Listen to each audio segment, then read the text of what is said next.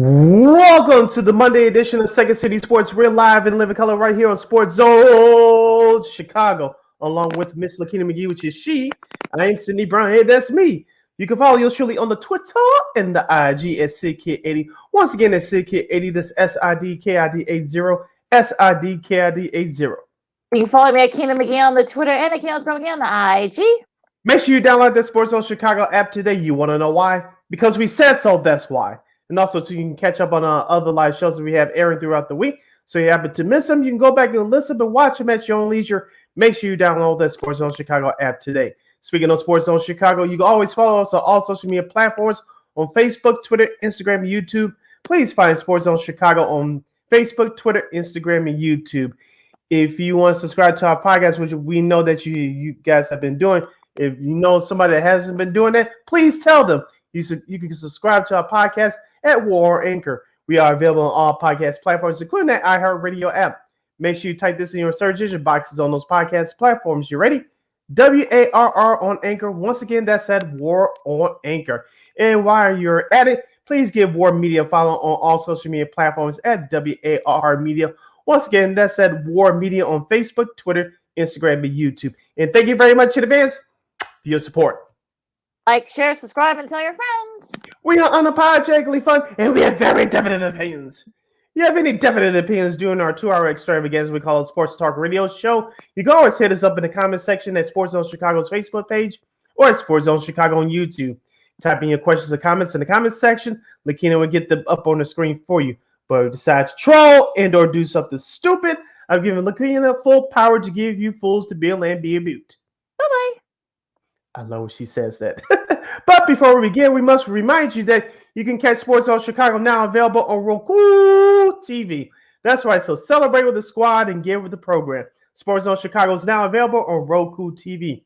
If you already have a Roku television, just hit the sports folder and download Sports Zone Chicago through that avenue. If you don't have a Roku TV, you have some handheld devices laying around, your iPhone, iPad, iTouch, your personal PC like Lakina's using right now, like your Chromebook like I'm using right now. Just go to the Google Play Store, download that Roku TV app, and access Sports Zone Chicago through that avenue. So no more excuses. Celebrate with the squad and get with the program. Sports Zone Chicago is now on Roku TV, available for you 24 hours a day, 7 days a week, 365 days a year, live and on demand. Anywhere and everywhere, whether you're watching this live or, you watch us later on at like 3 or 4 in the morning. Yep. All right, Lakina, let's get it started. I was waiting for the Tony. Oh, okay. And you know we will provide. There you go. That's better. Good. Now let's get it started. All right. The NFL free agency, or as we call it, legal tampering, started a little over an hour ago. But the Bears made some big news here over the weekend. It was about a little after 4, maybe right before 4, between 3:30 and 4 o'clock our time. Excuse me. The Panthers get the number 1 pick. Now they're on the clock. Scott Federer, who's the GM for the Carolina Panthers, look, they wanted to that number 1 pick. Ryan Poles, the GM of the Bears, to his credit, said, "Hey, you know what? I'll give it to you, but we want DJ Moore," and that's exactly what they did. They get multiple first-round picks, from the Panthers, and the Panthers have about 9 or 10, first round. No, well, not technically, but they have first round picks to spare. So they got 2 first, their first round at 9, and then a 61st. Then they have a few other picks, later in the later down the line in a couple of years. A lot of those are conditional, and of course they get all pro receiver DJ Moore. Excuse me, from Carolina. Very durable, very young, and such. Ronald Nethery, hey, what's up, Ronald? Listen to us on and watch us on Facebook. If Bears get that overall pick, they could have Austin Eckler. He asked for a trade since he couldn't get an extension from the Chargers. Well, we'll get to all that in a second. But so what do you think about this trade for DJ Moore? It's all about the future for the Chicago Bears. GM Ryan Poles has a plan, and we'll eventually see if it executes properly or not. But it gives you more capital with now not the number 1 pick now, but with the number 9 pick, and you have an additional first-round pick next year. Assuming you don't make the playoffs in terms of the Bears, you have your own first-round pick and Carolina's first-round pick. So that's 2 right there, and you get a second-round pick. down 2 years from now in an additional second round pick for this year. I believe that's where the deal is. I love it, to be honest with you. You can't have enough draft capital. And number two, you have to put weapons around Fields to see if he's the guy. We all agreed that last year he took a step, right? And so this year, let's see if we can take another step, barring health. So on paper, Justin Fields has the weapons around him. You mentioned we talked about this the last couple of years. We talked about Carolina, Lakina. Outside of Chuba Hubbard, the running back, Carolina, the only playmaker they had was DJ Moore. Now you have him in a Bears uniform. It drops Darnell Mooney down to the three spot, and hopefully he stays healthy. Chase Claypool is your number 2 wide receiver. So Justin Fields has weapons that he can use now. He doesn't have to run as much. Now we'll get to the other areas that the Bears will address in just a moment. But on paper, this looks like a competent, more than a competent offense for the Chicago Bears. And don't forget, Khalil Herbert is your starting running back as of now. I know David Montgomery is technically a free agent, but Khalil Herbert is your starting running back right now. So that's not a bad lineup to go to war with. Yeah, I mean, look, he's been very durable. He has not been injured the last few years. So, knock on wood with that. He has over 5,200 receiving yards through his career, 21 touchdowns and such. So, a solid, very, durable wide receiver.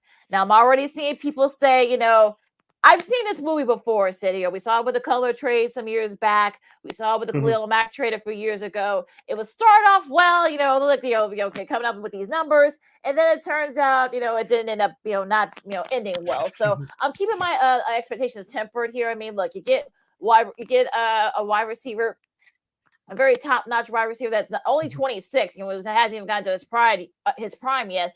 So I'm hoping that, that's the case. Hopefully he'll fit in, that Luke gets the offense. We'll see what happens there. Now, the Bears have been busy so far. They've got some O-line help desperately needed O-line help. TJ Edwards, of course, he played for the Eagles. Now he's actually from here. So he's actually now back in Chicago. A pretty solid, linebacker. 19.5 million, over the next 3 years, including 12 million guaranteed. So again, not a bad signing. You need bodies up front. So TJ Edwards is a very solid linebacker from the Eagles. So that's another sign that the Bears get. So look, Bears been very busy so far these first few days of free agency. Shout out to our guy Money Earning Mount Vernon Fairley. He says Poles is the Bears' new kingpin. He's looking that way so far, and we'll see what happens as free agency starts today. I heard the same thing about Ryan Pace and Jerry Angelo too. So let's temper the expectations here, folks. Let's see how Moore and Edwards. Well, I'm sure there's going to be more coming up. I know everybody wants to say, "Oh, shut up, let's be happy." But look, we've seen this movie before, folks. So let's kind of slow it down. The new killer is Lakina McGee as always is. The realist. That's what I'm telling you. Yeah, I know that's what some people say. But the TJ Edwards signing, I think it's a good signing for the Bears because it adds depth to that linebacking core. I think it's going to be him and Jack Sanborn now that's going to lead that young linebacking core. I still believe that you still need to draft a linebacker in the draft. If you're the Bears, I think they'll do that. But for the Bears, of going to the rest of free agency in the draft, you still need a couple of pass rushes. Maybe they'll take one in free agency, or who knows. But you're definitely going to take one in the draft, probably with that number 9 pick. You still need some defensive backs. I don't know if they're going to get one in free agency, but you can get a couple in the draft this year. From what I read and heard, it's a deep position class for defensive backs. Yes. So there's no excuse for Ryan Poles not to draft at least a couple. And you still need some offensive line help. I still believe they're going to get one in free agency. I just don't know who yet. I don't think it's Orlando Brown, but I think they'll get someone for the offensive line, young veteran offensive line, and then you still need to draft at least another one in the draft. So the Bears on paper, they look good right now, but they still have a long way to go. Yeah, I mean, I look at that this Edwards signing. I know Will Anderson is a guy that the Bears have been kind of softer. I don't think he's going to be there at 9, so that this could be why kind of a preempted thing where, like, in case they don't get Will Anderson, they got TJ Edwards. So I think this will definitely be a solid sign for the Bears. Nonetheless, now we'll get to let's get to some of the other rest of it because we're going to talk more about this with our buddy Jordan Bernfield from WGN Radio and ESPN, with our guy Ronnie. Hopefully the Bears get Bijan Robinson. That's the young man from Texas. That's for the ninth pick. That might be a little high to take a running back though. So I don't know. I mean that. I mean, he's been very durable. He's I think he rushed for like almost like 5,000 yards when he was at Texas. So I don't know if you want to take him. He might be there in the late second round. Who knows? That's when the Bears will pick, assuming that they don't get more picks. But we'll see what happens with that. Now, Austin Eckler, talk about what Ronald just said. He has requested a trade. So could the Bears perhaps try and see get? But I'm trying to think what does the Chargers have to maybe perhaps get an Eckler. So what do you think, or what else a good fit could be a good fit for him? If you're Austin Eckler, he would be a good fit for the Bears, but I just want to see how much would you give up for him. That's the only question. And if it comes with a king's ransom, I'm not interested. Austin Eckler is a very good, productive running back. Remember, he was a backup running back to Melvin Gordon a few years ago, and he did well. And then he did better as he got the starting job for the last few years for the Chargers. But I'm just curious to see what's the asking price from the Chargers. If you going for a quote-unquote king's ransom, if I'm the Bears, I'm not interested. Yeah, that might be a little too rich for him. So sorry, Ron. I know you want Mr. Eckler in a Bears uniform. Now, Javon Hargrave, he was a defensive tackle that was also on the Bears radar, but now he's decided to go to the 49ers on a 4-year, $84 million deal. He was a top defensive tackle on the market. So I know a lot of Bears fans, were very high on him. Our buddy Mark Grody, I know he had him on his list.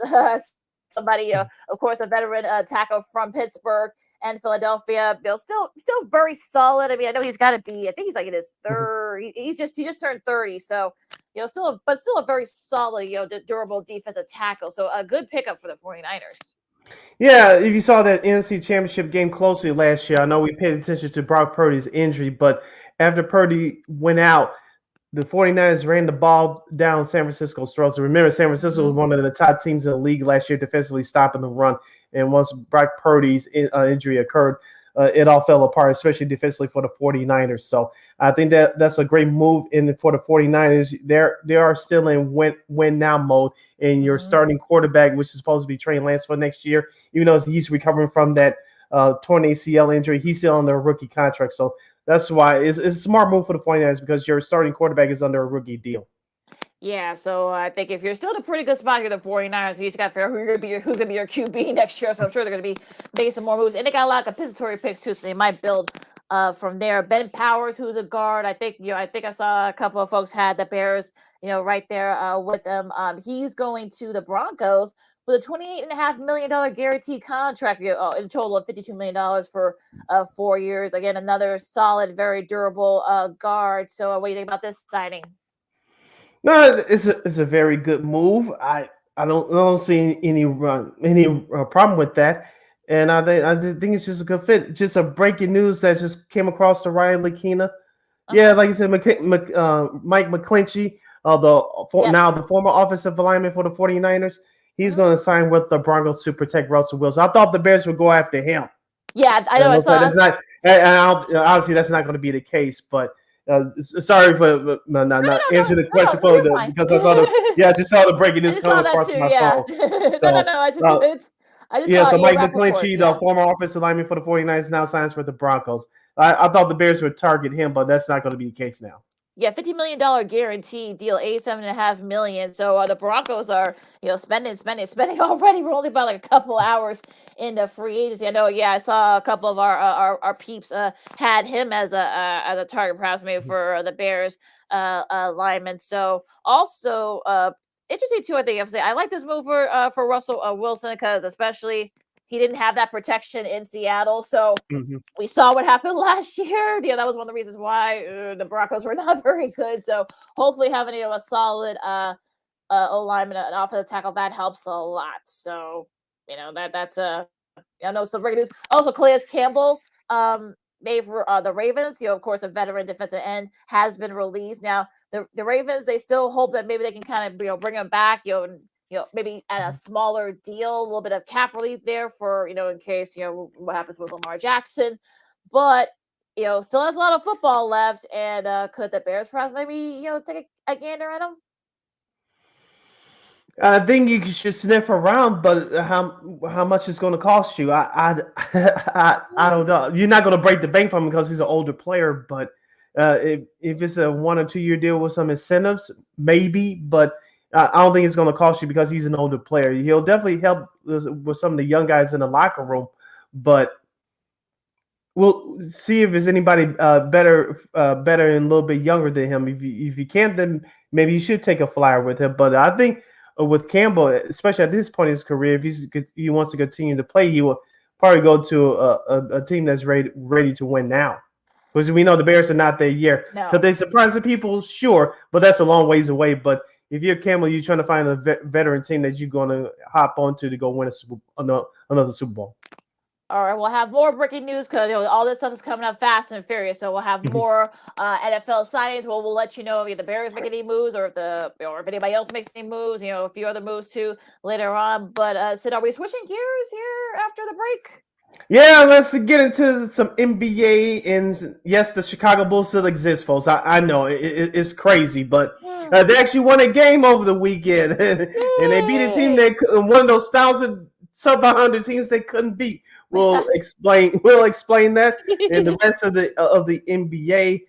And we'll find some other fun stuff. Maybe some more NFL breaking news will be coming around the pipe, and so we'll give that to you guys as well. You're listening to the Monday edition of Second City Sports. We're live in the living color. I'm Sid. That's Lakina. You're listening to Sports Zone Chicago.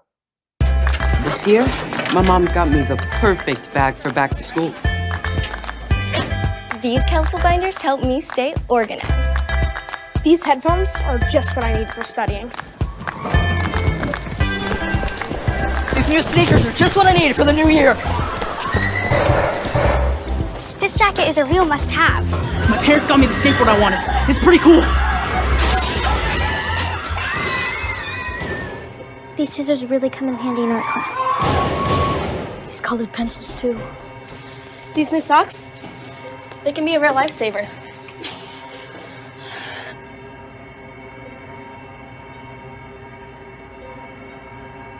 And I finally got my own phone to stay in touch with my mom.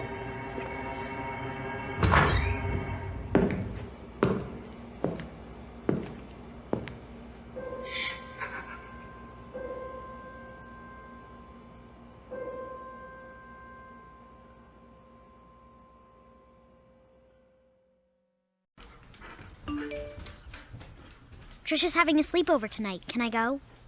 I wonder about Lucy's friends. What should I say? I know you're only 10, but one of these days a friend will offer you a drink.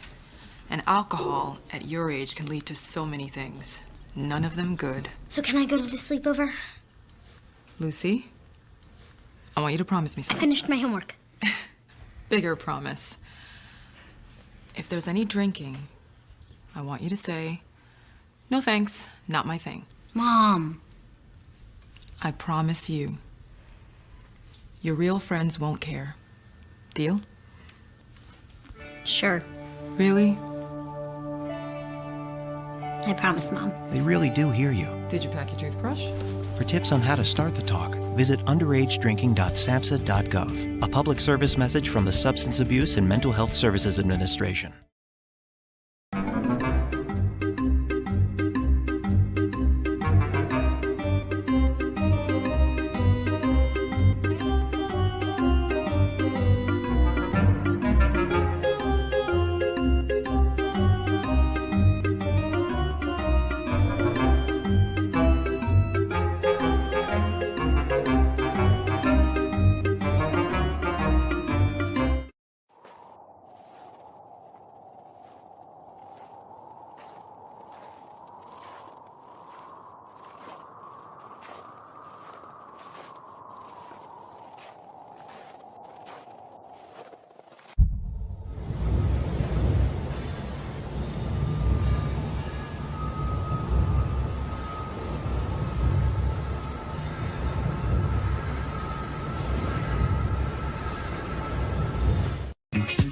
Hey, this is Dr. J, and I listen to Sean and Maya in the morning.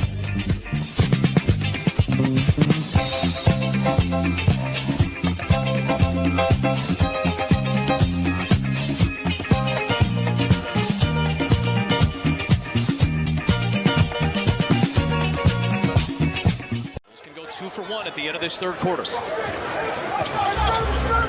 Levine drives it all the way. Oh, what the heck? This Jackson run.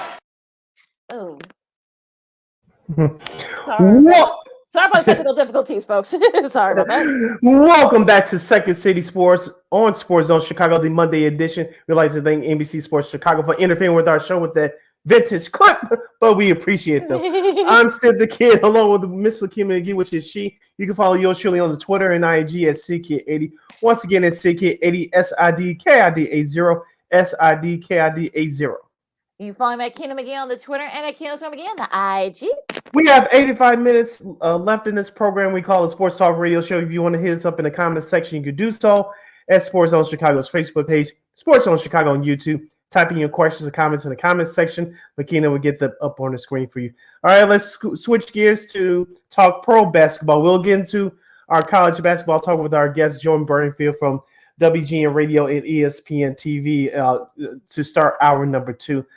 Lakina, we'll start with the Bulls. They're still in this play-in tournament. They still exist, folks. I know, but they are 31-36 on the year. They actually beat one of the 1,000 teams that they have lost to under 500 all year. I know, the Houston Rockets, right? They defeated the Rockets 119-111 on Saturday night. They put up a defensive stand in the fourth quarter. Zach LaVine led all scorers with 36. DeMar DeRozan chipped in with 27. On the flip side for the Rockets, Jabari Smith Jr. scored 20 points. Lakina, let me tell you this, what I saw on Saturday night. Patrick Beverley effect is back on. His defensive presence in his hustle has paid off well for this team. And number 2, Kobe White, even though he didn't score any points on Saturday night, I believe he's still a confident young man. He's been a major difference picking up his scoring, coming off the bench, which is I like. But Andre Drummond had 11 points and 5 rebounds, and he was one of the big reasons why the Bulls turned it around defensively in that fourth quarter. Yeah, they really did. Pat Bev, I mean, definitely his best performance of the Bulls so far. A double-double, 6 and 16 and 10 boards, and like you said, made some defensive stops. When they needed them. So I think you got to think that that played a little bit there. When they were, because I think what the Rockets were up, I think by about like 12 or something like that, and heading into the second half, they did outscore the Bulls 40-33, but like you said, they kind of clamped it down on defense. Talking about the Bulls in the fourth quarter, they were able to pull that out. Thank God, because that would have been bad. But look, I'm glad they were able to kind of exercise those demons, because of course the Rockets got them a couple of times this year, especially in Houston. So a nice win for the Bulls. They're in the look. We told y'all that they were. Look, they're still right there for the play, and we'll tell you why in just a second. But they're in the 10th spot, right? At least right now as we're recording this. So, a nice showing for the Bulls. And look, you did what you're supposed to. You were able to exercise those demons, and now, of course, you were able to win it. And let's not forget Nikolai Vucevic had a nice game as well. 18 points and 12 rebounds, including 4 for 7 shooting from downtown. That's the best all-around game he's had, especially shooting from the outside in a while. And also, too, let's not forget about Pat Beverley, as you said, Lakina. 4 or 5 from downtown. He's not known as a three-point shooter, nor as a shooter, period. But Houston decided to leave him wide open. He took advantage of it. Yeah, I'm sure. Yeah, he even said he was shocked that they left him wide open so much. I guess they didn't think that he was going to try to go for it. But look, I think they were able to pull off a couple of big shots late that kind of helped them propel in that fourth quarter. Now they do have a tough one tomorrow against the Kings. The very hot Kings all of a sudden. So on Wednesday, I should say. But yeah, I mean, look. The Bulls, the schedule for the Bulls, I mean, it kind of sets up well for them. I know they got a couple of tough ones. We'll go through them like really, really quick. Of course, you got the Kings and the T-Wolves this week. They get Miami. They got 3. The next 3 are at home. So Miami's has had their struggles. Are kind of the similar spot the Bulls are. So this is their way to this is going to be a way for them to kind of make a little bit of inroads here, perhaps even go even further up than the 11th spot. They got of course they got back to back games against Philly.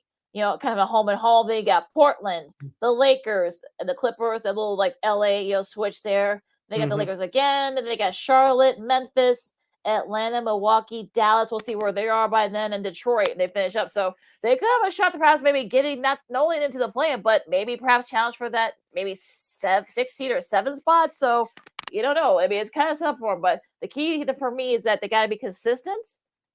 Mhm. not fall into those bad habits of kind of just standing around and waiting. So I think hopefully Pat Bev can kind of help around with that. And also, too, the Bulls need to take care of the basketball. They almost threw their game away on Saturday against Houston. The last couple of possessions, they turned the ball over. I know Stacey King was on the broadcast, on the TV broadcast, saying, like, you got to take care of the basketball and they'll dribble out the clock. Because if you were playing as somebody else like a Philly or Milwaukee, those teams take advantage of your mistakes and they don't run and hide. So the Bulls, even though they've been doing well in spots this year, taking care of the basketball, especially with the assists, they got away with it on toward the end of the game on Saturday. Thank goodness they were up big, but you can't make any silly mistakes, especially at this time of year, and especially when you're trying to climb back in the playoff race. Yeah, absolutely. That's what you need to do there. Now, let's talk about the rest of the NBA because, like I said, it got a little bit interesting over the weekend. We'll start with yesterday's action, of course. After the brackets, the Knicks got a big win against the Lakers. They held them off 112-108. Julius Randle had 33 points. D'Angelo Russell also had 33 in the losing effort for the Lakers. It was sort of like the Knicks were up, big, and you thought that maybe they were gonna, fall into that habit too of blowing big leads because they've done that lately. But they were able to hold on, some defensive stuff. Also, too, Julius Randle hit a couple of big shots late to kind of seal that win. For the Lakers, I mean, it was tough. I mean, Anthony Davis only had 17 points. He was 1 for 5, so that's not good if you're trying to kind of, sort of stay like on tap, with LeBron still, nursing that foot. So what do you think about this game last night? I know that the Knicks are doing it without Jalen Brunson right now. I know he's re-injured his foot in their loss on Thursday against the Sacramento Kings, and he didn't play in the LA games over the weekend.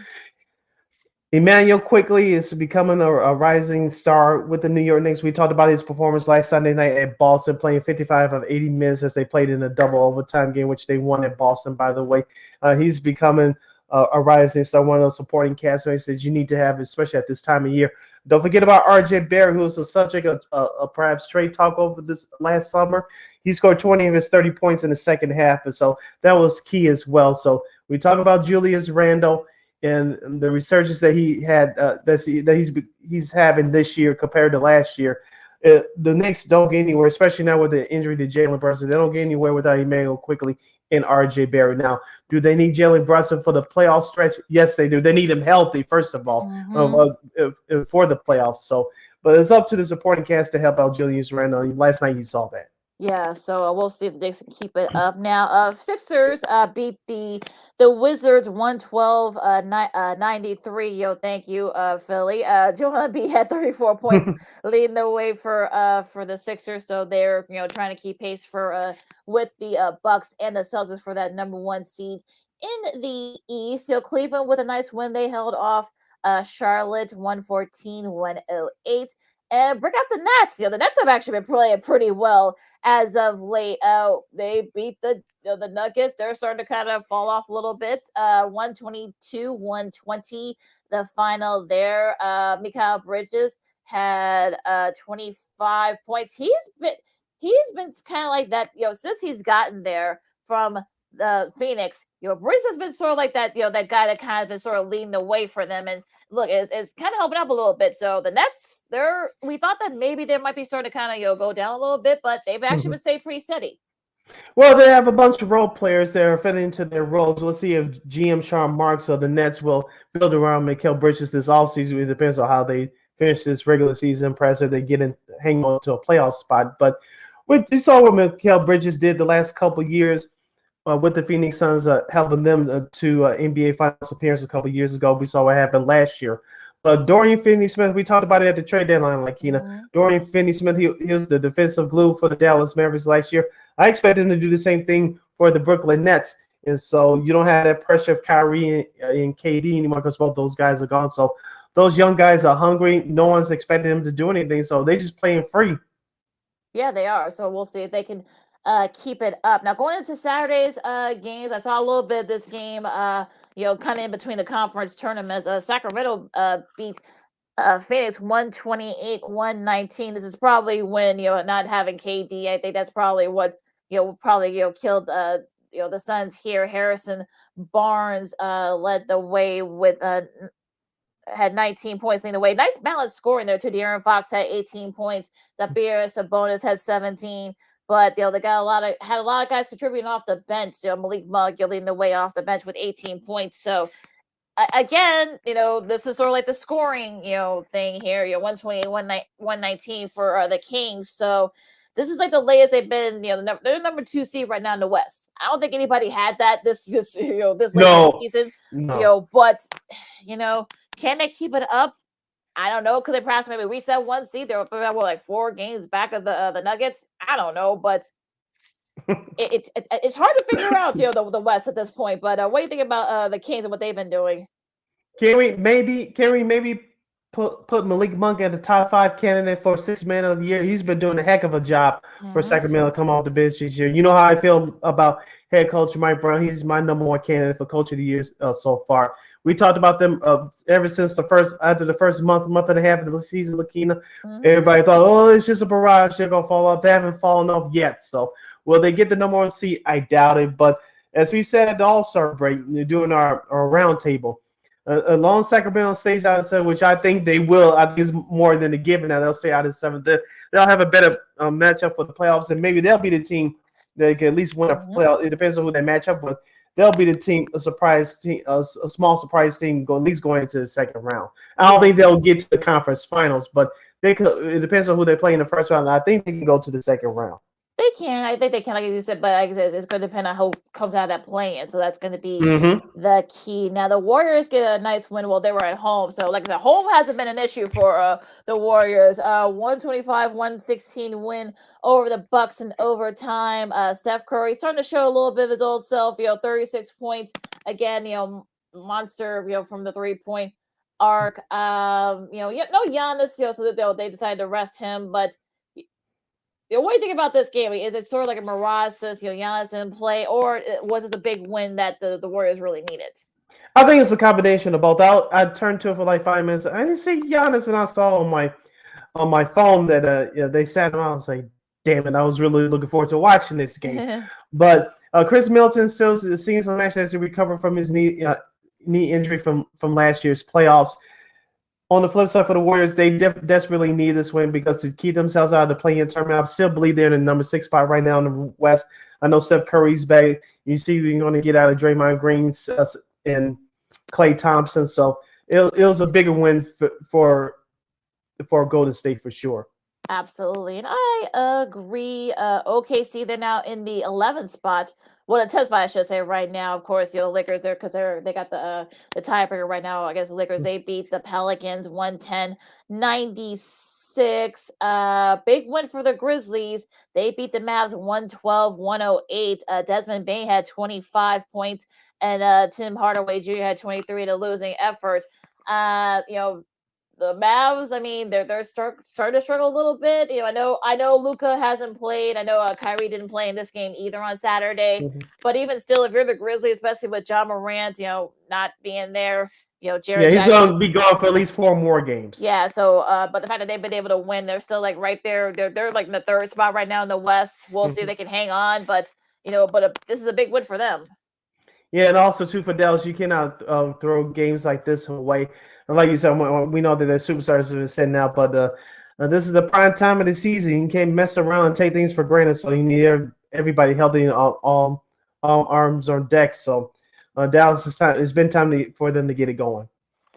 Boston, a little bounce back win against the Hawks, 134-125. Jason Tatum had 34 points. Trae Young had 35 in a losing cause. The Heat lose to the Magic, 126-114 in overtime. Wendell Carter Jr., former Bull, had 27 points, leading the way for. So we're kind of for draft night, right? Yeah, leading the way for the Magic. So the Heat, oh boy, that's not a good sign for the Heat. You were trying to stay like right there in that play-in spot.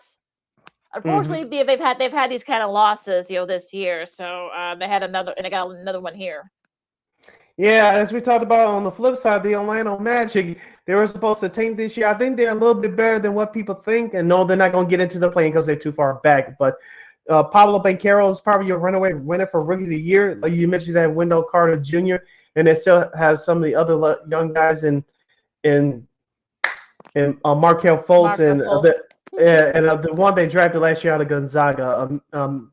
I forget his name for the moment, but they still have some nice young Jalen pieces. Suggs. Jalen Suggs, thank you. I said I know it's not green, it sucks. Thank you.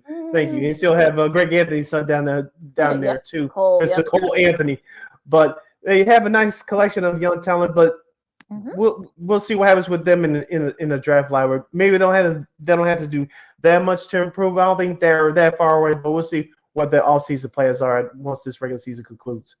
Now, it was a mixed bag for New York and LA. Now, they did beat the Lakers last night, but on Friday, they did lose to the Clippers 106-95. Kawhi had 38. Yeah, you had 38 leading all scores there. And look, they actually showed up a little bit. They actually held on to a big lead, Yay!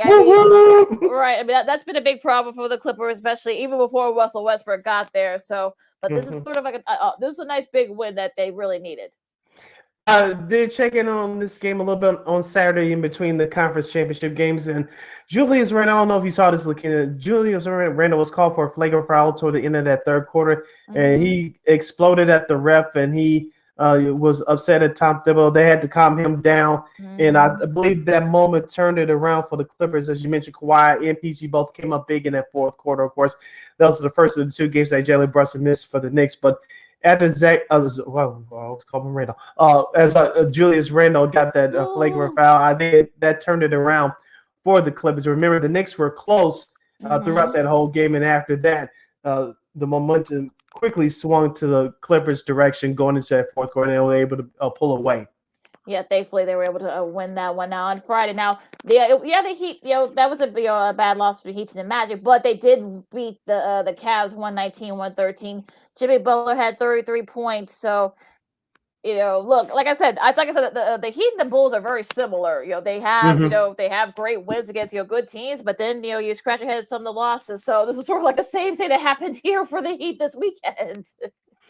Yeah, we talked about all year long, Lakina. It's not offense outside of Jimmy Butler and my brain just does not want to work today. Bam Adebayo, thank you. Thank you to my brain. It doesn't want to work when I want it to work. Besides Bam Adebayo and Jimmy Butler, we're going to get the offense from who's going to be that third scorer to help those two guys out. If it's not that, it's not playing defense for a full 48 minutes. We all know they are grinding out. Well-coached defensive team, but it just has to come all together this year. I know part of it is injuries, but it's mostly inconsistent play on the court. Yeah, Selena. The Lakers beat the Raptors 122-112. The Nuggets, they're now on a 3-game losing streak. They lose to the Spurs over the weekend, 128-120. And a nice win for the Sixers. They were actually down most of this game against Portland. They came back and won it by a deuce. They trailed by 10 points with 5 minutes to go in the fourth, and they had lost 8 straight games when trailing by double digits in the final 5 minutes in regulation prior to that. So their last touch win was 2018 against the Nets.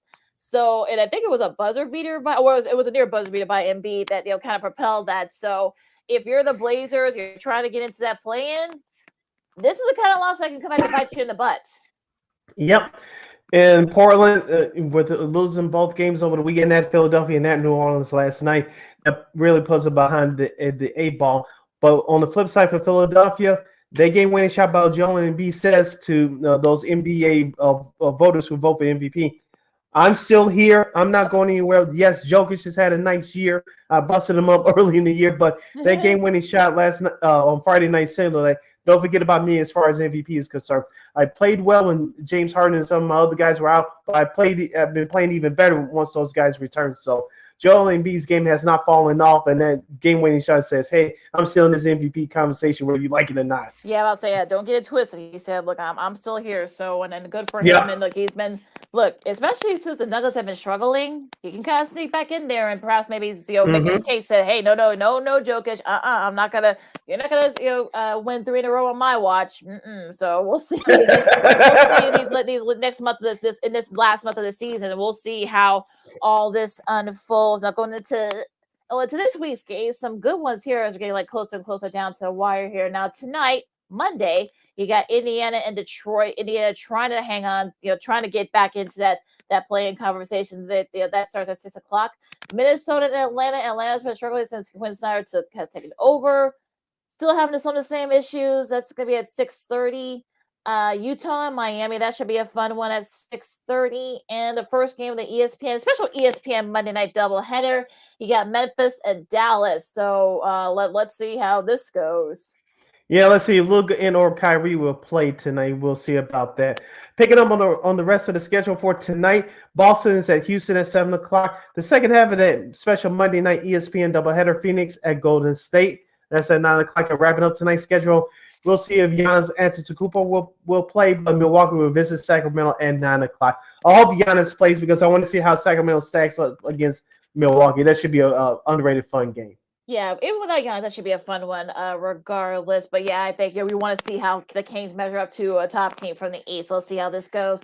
Now, tomorrow, Tuesday, you got Cleveland and Charlotte. Cleveland, I'm sure they're trying to bounce back from the loss to Miami. That's going to be at 6. Detroit and Washington. Washington, trying to kind of stay in that play-in range.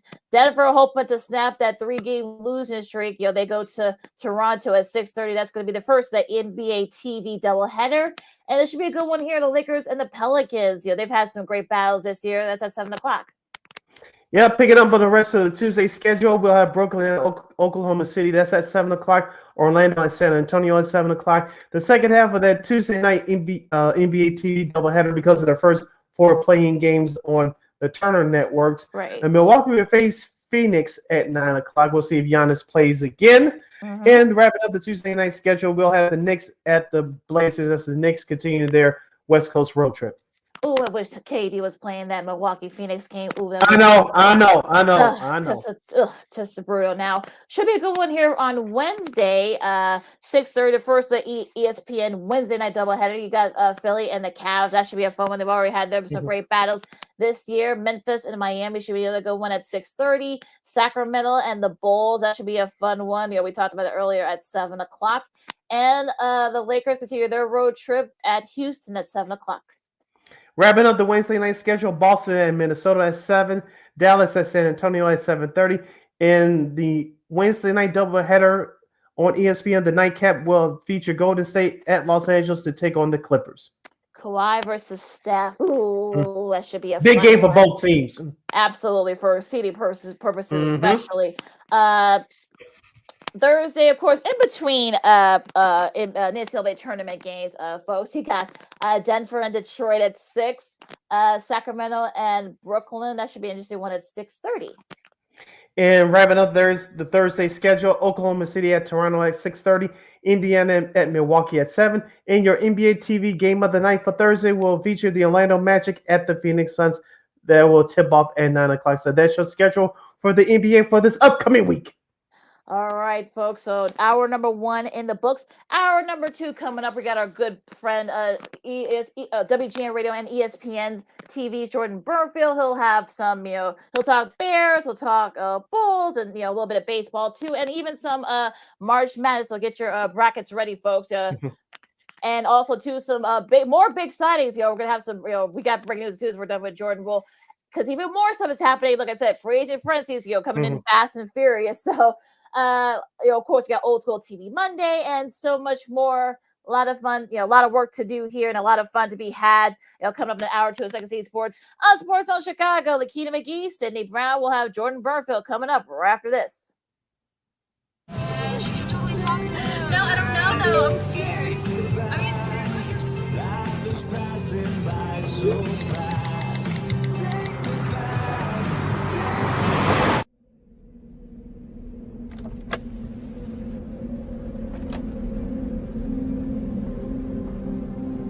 Do you know that you're in my lane? No, not at all. Are you not paying attention? Are you texting? I was just checking in with my mom. I was telling her that I thought we'd be home by 6. It's okay. There's enough time. Just pay attention. I'm not even halfway through my text. There's no way. I'm not even going to look up. My babies are in the car. You have to pay attention. It's just supposed to be a quick text. I'm so sorry.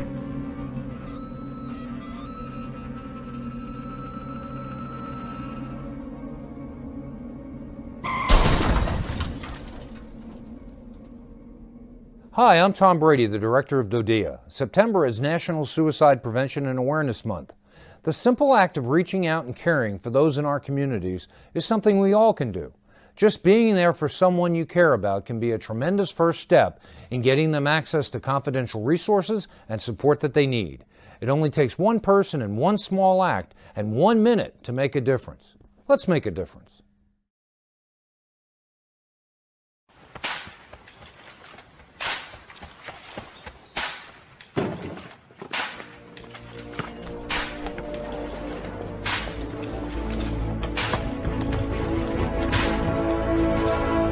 Move it!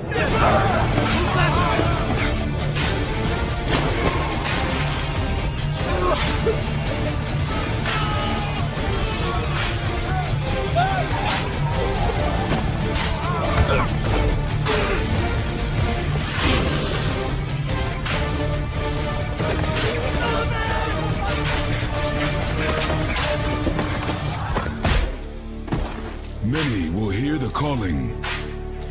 Few will earn the title. United States Marine. The few, the proud, the Marines.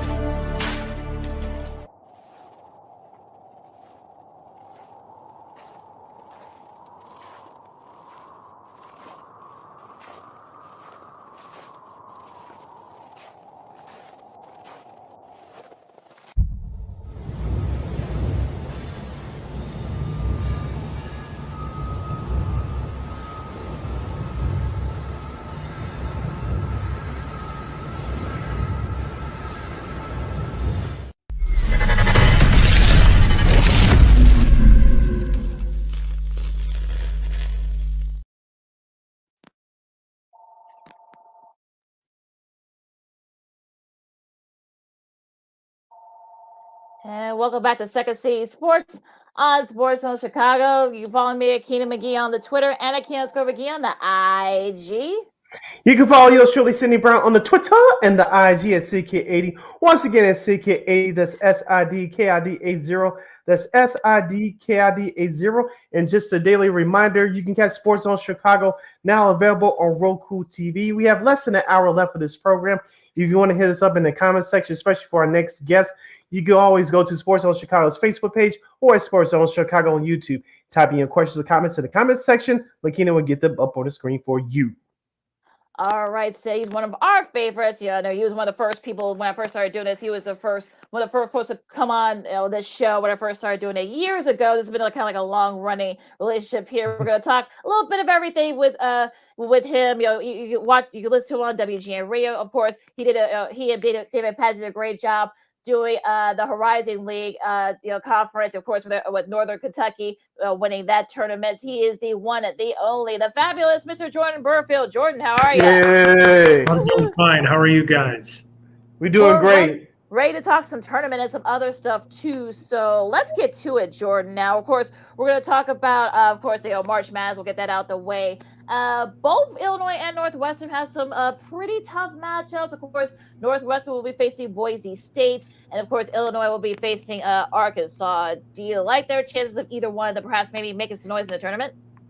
Well, I mean, I think that both teams have difficult matchups for different reasons. You know, when you look at Northwestern, they've obviously had an incredible season, and finishing second in the Big Ten is an amazing accomplishment for Chris Collins and that team. I mean, I think we all know that if Northwestern did not have a level of success this year that, I don't know that they had to finish second in the Big Ten perhaps, but if they had not been in the mix for the NCAA tournament, I don't know that Chris Collins is still the coach at Northwestern today. So I think that it was an incredibly important year for him.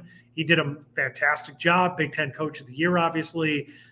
Chris Lowry, an Assistant Coach of the Year. So they deserve to get that seed that they got and to get this opportunity against Boise State. I personally have not seen a lot of Boise State this year, so I can't pretend here to be an expert. But what I will say with regard to Northwestern is, for them, they have not played their best basketball of late. And one of the things that they have had trouble with at times is scoring the ball. But defensively, they have been as good of a team as anybody for most of the year. And I think that in the tournament setting, it's so important that they're going to be able to control the tempo and being able to challenge shooters. And I think that in this particular game against Boise State, they need Bowie and Audige to play great. Obviously, when your guards are playing well, it's a recipe for success in the NCAA tournament. But, I don't really worry about whether they can defend. I do worry about whether they can score. I think we saw that in their Big Ten tournament game on Friday.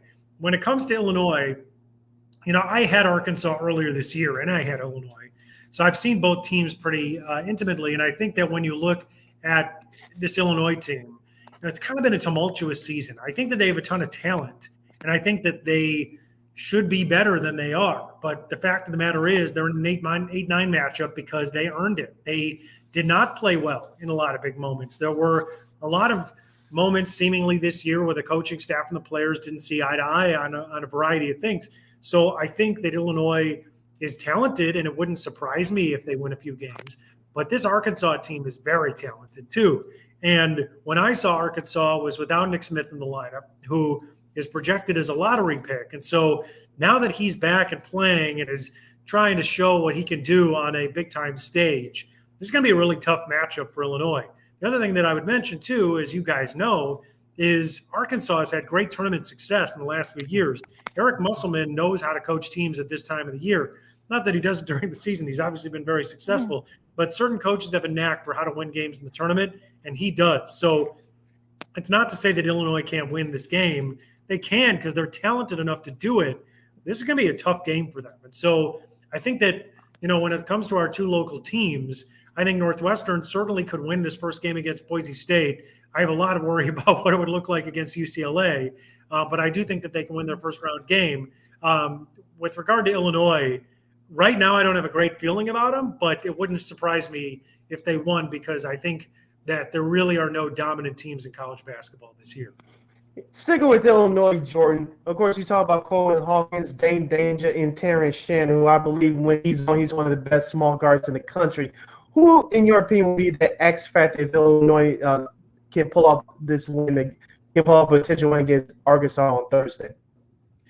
I think for Illinois, it's tough because I think that the three guys that you mentioned are really important. I would say probably if there's an X factor that's off the board of who you mentioned, I'd say probably either Luke Goody or RJ Melendez because they need to be able to stretch the floor. They need to be able to shoot the ball better.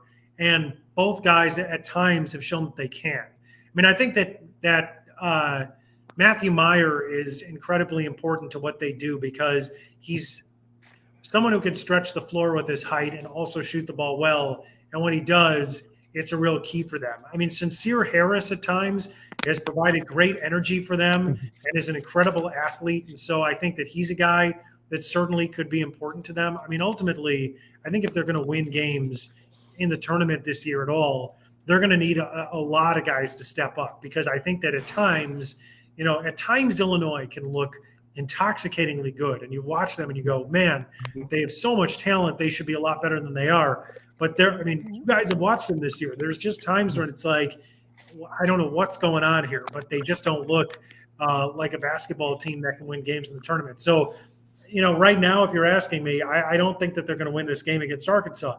I'd like to be wrong, but right now I don't have a good feeling about it. Yeah, Illinois, they're one of those teams where they can lose in the first round and go to the Sweet 16. That's just how it's been this year with them. Now, do you have any sleepers for the tournament? Do you think Northern Kentucky can somehow upset Houston, even though they're going to be without Marcus Sasser probably? Or any other sleepers that you're looking out for in the tournament? Listen, I love my Horizon League, and I have so much respect for Kelvin Sampson. I think he's probably the best coach in America. And what Houston's accomplished over the last few years, and the fact that this year's Final Four is in Houston. I mean, it's an incredibly difficult matchup. Marcus Sasser is one of the best players in the country. Jamal Shedd is great. I mean, you just go up and down that lineup. They're great. I just think that it's a really tough matchup for Northern Kentucky, and that is not to take anything away from what Darren Horn and that team have done. I mean, I think Darren deserves so much credit for what he's been able to continue at NKU. I mean, when John Brannon came in and turned them into a team that could compete for championships in the Horizon League, they were in a great position. He leaves to go to Cincinnati. Darren takes over this program, sort of remakes it in his vision with really tough defensive-minded guards that get up on you and create turnovers and get steals and create points off turnovers. And to have done that now, where they, as a program, have been Horizon League champions 4 times in the last 7 years. This will be the 3rd time they've won the tournament or rather the 3rd time they'll go to the NCAA tournament, because in 2020, obviously there was no NCAA tournament, but they won the Horizon League championship before that tournament would have been played. I mean, it's not dynastic, and I hate when in sports we use dynasty when it's not, but it's close to that, right? I mean, 4 and 7 years in a mid-major league is awfully good, and every year Northern Kentucky is near the top. And in fact, last year they were in the Horizon League championship game and lost. So if it had been 5 and 7 years, perhaps then maybe you say it's more dynastic. But they're a great program, and they are a great team. But I mean, Kelvin Sampson is just running a machine out there. So I just feel like that's probably not the sleeper. College of Charleston has had an incredible year. I think a lot of people are going to pick them to beat San Diego State. I think that they might be one of those teams. I mean, Pat Kelsey has done an amazing job. One team that I think might be sort of a sleeper, and I don't know that it is necessarily, but it might be, is Missouri. Dennis Gates, who was formerly the coach at Cleveland State and took over at Mizzou this year, he brought in Demoy Hodge and Traco Million from Cleveland State, who were their 2 best players a year ago, and then got Noah Carter to transfer over from UNI. And honestly, when I looked at their roster going into the year, I thought they would be a little bit improved. But I think when you have a new coach and you're bringing in guys that haven't had that opportunity on a major conference level, you don't really have expectations because they're not based on anything, right? Other than I think that Dennis Gates is truly an incredible coach. And what they did this year was amazing. He should have been named SEC Coach of the Year. I know that USA Today named him that, but he is outstanding. So I guess one team that I would keep an eye on is Mizzou, because I have so much respect for Gates and so much respect for what his program has already been able to accomplish in one season, that if you're looking for someone to pull a rabbit out of a hat, Dennis Gates is the guy that can do that. So I think Mizzou, they're going to have a tough game with Utah State, which is a really good team, and I've seen them play a couple of times this year. But if they get by Utah State, I'm not saying they're going to beat Arizona, but they're going to give them all they can handle, because Dennis Gates knows what he's doing. Sticking with the Big Ten, Jordan, of course, they had 8 bids in the tournament yesterday. Of course, Purdue won the tournament title over Penn State yesterday, even though Penn State made a run out of it late. I know Purdue is predicted by most people to at least get to the Final Four. What other team or teams do you see out of the Big Ten that can make a surprise run? It's funny, Sid, that you say that, because I feel as though the popular pick is to go against the grain now with Purdue and say that they're not going to make the Final Four because, they're too ED reliant and their guards are freshmen. I mean, listen, I called a Purdue game this year. I've watched a lot of Purdue. They are ED reliant, but he's also the best player in the country this year. So I think it's kind of a funny way to parse things with Purdue. And I'm not saying you're saying this, but I think a lot of people in the country are saying, well, you can't win with a center. Well, I guess we're going to see, because Zach Edey has been unreal this season. And is it a little bit concerning that, Purdue's starting backcourt is a couple of freshmen? Yeah, I guess so. I mean, it is. But, Matt Painter has done an incredible job at Purdue over a long period of time. The only knock is that they haven't been to the Final Four. Maybe this is the year that they get there. I think that they're an incredibly good team. And I think that certainly they have the best shot of any team in the Big Ten, certainly of making the Final Four. So I think I'd be inclined to pick them, really also because, I think when you look at the Big Ten this year, they were the second-rated conference based on the numbers in America, with the Big 12 being number 1 because they were just better across the board. A lot of people feel like Rutgers should have made the tournament, so perhaps they could have gotten 9 teams into the dance. But I think when you look at the Big Ten, because of how many teams sort of beat each other up all season, I mean, how many do you really have that much confidence in? And that's not to say that they aren't good teams. They are good teams. But Northwestern was the second seed in the Big Ten tournament. And do either of you have a lot of confidence that they're going to go to the Final Four? No, right? No. You wouldn't. And do you have confidence that Illinois is going to go to the Final Four? No. I mean, No. Michigan State getting a 7 seed, I think, was perhaps overseeding them. And I think it's really because of who they are instead of what they did. I look at Iowa, and I think team that can get incredibly hot and also team that can totally drop the ball. So I guess here's how I would answer your question. If there's any team beyond Purdue that I think has a shot, I would say Indiana, and it's for this reason. They have lost some games where they were maddeningly frustrating. But one thing that people always talk about with the tournament is having great guards. And Indiana truly does have great guards. I mean, Jackson Davis and Hood Schifino, I would challenge anyone that follows college basketball to give me 5 better backcourts than that one. So if they play to their level, even though there have been times this year where Indiana fans want to throw their candy striped pants at the TV, I think that if their guards play well, they have a chance to go to the Final Four, other than Purdue. We'll get to your Final Four picks in a couple of minutes here as we're talking to our buddy WGN Radio and ESPN TV's Jordan Bernfield here on Second City Sports. Sports Zone Chicago, the Kingdom McGee, Cindy Brown with you. Okay, Jordan, let's talk some Bears here for a second. The free agent frenzy is going on right now. Of course, they got DJ Moore from a trade. They traded the number 1 pick. They're now at 9. They got TJ Edwards, a local kid, coming back here in Chicago. They lost out on Mike McGlinchey. We find that out and stuff. I think there are a couple of guys. I know Javon Hargrave. I think there was a guy that they were relying on too. Who is your wish list for the Bears to, perhaps sign? If not, maybe draft. At number 9 now. Well, it's hard to have a true wish list, Lakina. And it's not that I don't want to answer the question. It's just that they have so many needs, right? I mean, they have so many needs. So, I mean, really, if we're talking about a wish list, I think that it's more just that they have to compile as many good players as they possibly can.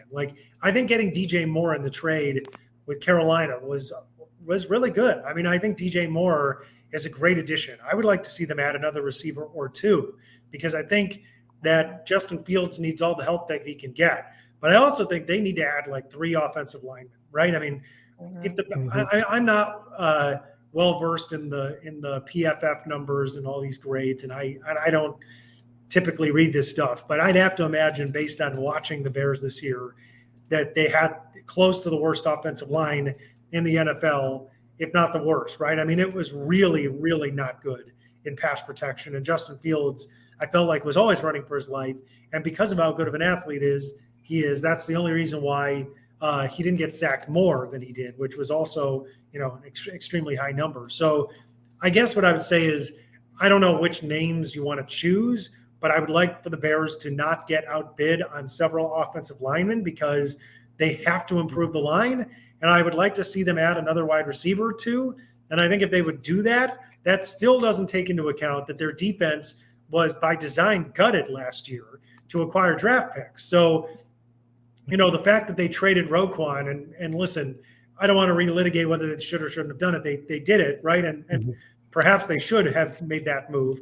They don't have really any stars on defense, which, when have you ever said that about the Bears, right? It was always the quarterback's team, the defense. So, I think that they just have to be in acquisition of good players mode. And I think that they are, clearly, because Poles has so many draft picks to work with. But I think that they have to get, they have to be in the business of improving across the board. And it sure seems that that's what they're intending to do. If you're a Bears fan, of course, you're watching this Aaron Rodgers situation right now, because if Rodgers decides to go to the Jets, so of course that opens up the door that much more for the Bears in the next couple of years to compete and perhaps take the NFC North Division title and go on from there. What are your thoughts about Aaron Rodgers, Jordan? Do you think he'll finally go to the Jets, or do you think he'll just hopefully disappear and retire? Well, I would give you my thoughts on Aaron Rodgers, but I have to go on a 4-day darkness retreat first. So when I return, I will have the mental clarity and acuity with which to answer this. Listen, Aaron Rodgers is obviously a different guy and goofy guy, but still great. And if the Jets get him, I think the Jets become at least in the mix in the AFC, right? I mean, are they really going to the Super Bowl with just the acquisition of Rodgers? I don't know, but they're certainly in the mix with him, and they wouldn't be otherwise. With regard to the Packers, the funny thing is, I mean, I know Aaron Rodgers owns the Bears. We know that he owns the Bears. But it just feels like it would be so perfectly Bears and Packers for Jordan Love to immediately become amazing for the next 15 years. And, right, like, isn't that how it works? Like, all these Bears fans, it's like, be careful what you wish for. And I get it. I don't want to see Aaron Rodgers anymore either. And I don't know if Jordan Love is any good. And maybe this is tongue in cheek, but I just feel like they just know how to develop players. And something tells me that if Jordan Love ends up being the quarterback of the Packers, he's not going to stink. So I don't know what happens here, and it would be a welcomed and refreshing change if Jordan Love stinks and they finally have to see what it's like to be a Bears fan. But, I just think, like, there's too much evidence that the Packers know what they're doing. So, I mean, and you could even argue that the Packers have done a bad job of building around Rodgers for the last 10 years, which is why they haven't won anything with one of the great quarterbacks in NFL history, but they still haven't, right? And so, I think if he ends up on the Jets, it's a great fit for New York. The other thing that I would say, guys, part of this whole thing with Rodgers, and you guys know this well, there's almost no good quarterbacks in the NFL.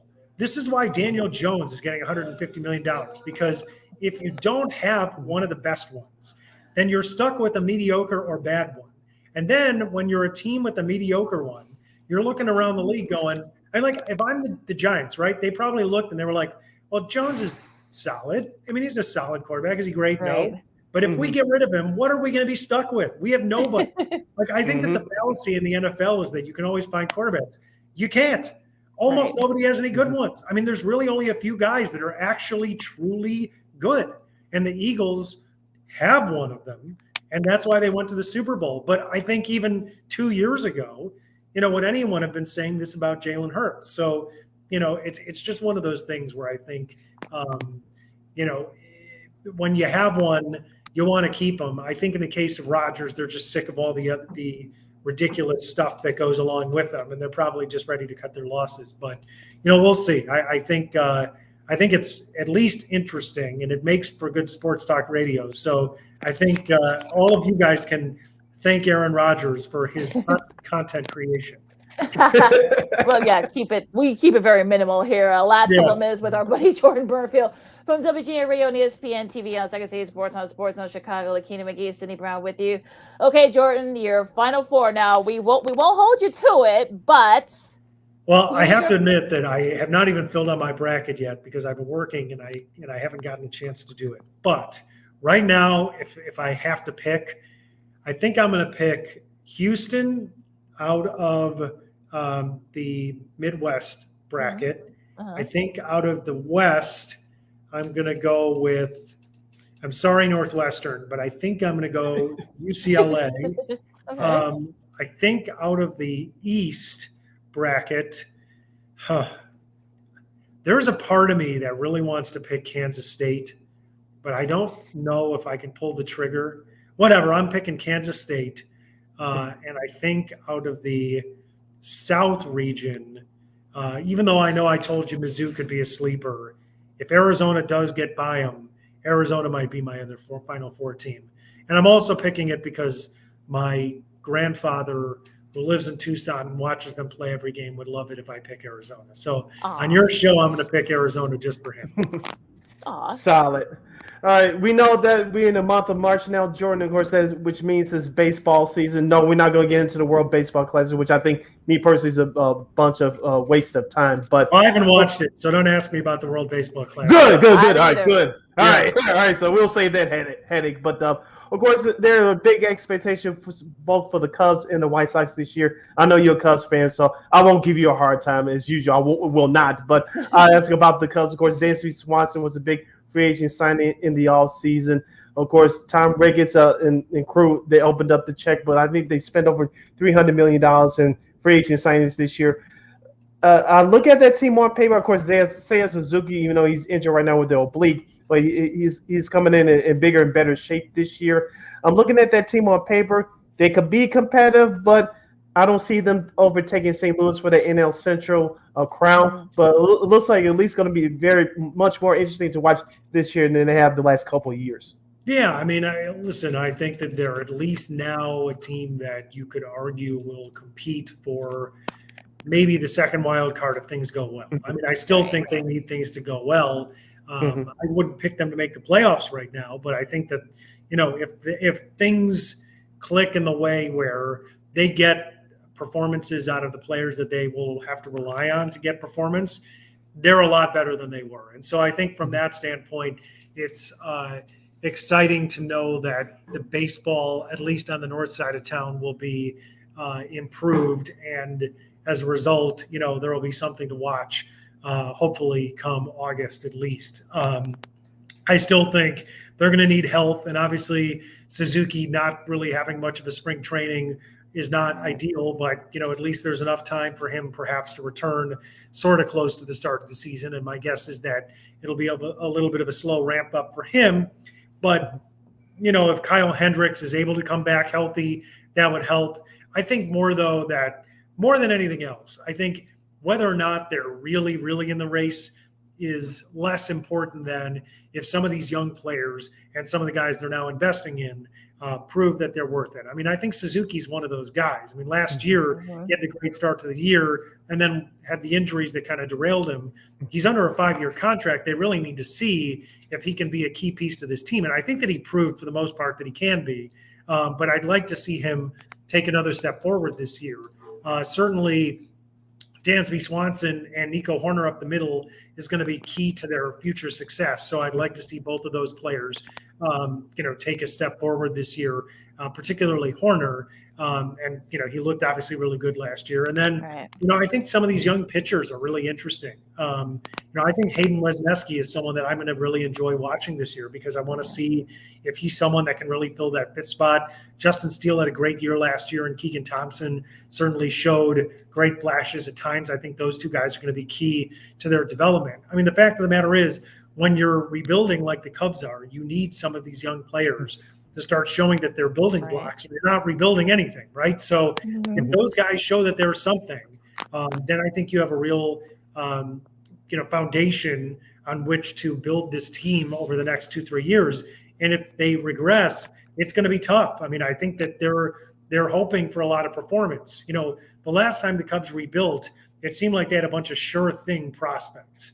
This year, or this time, I don't think that they do. That's not to say that they aren't talented players, because I think that they are.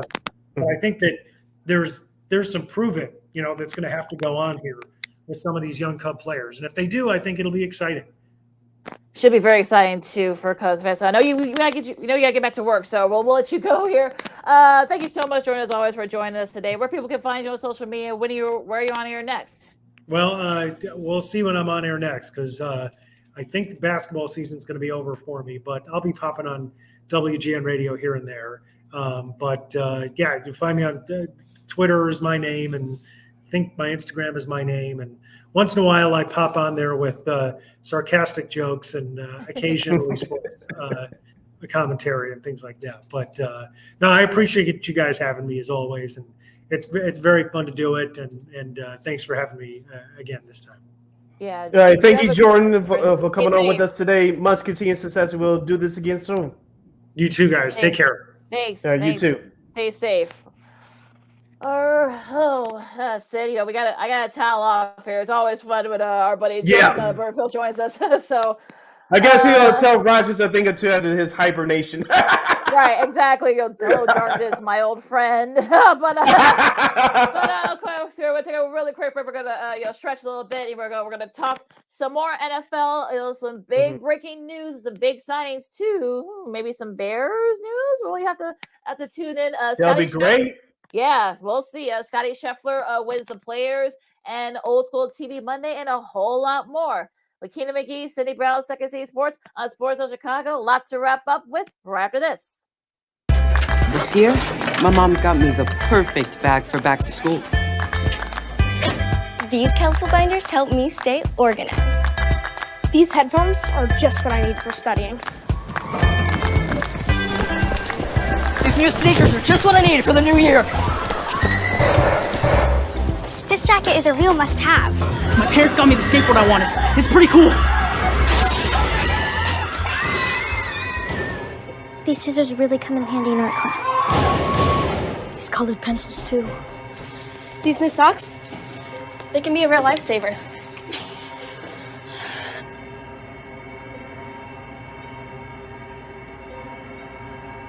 I finally got my own phone to stay in touch with my mom.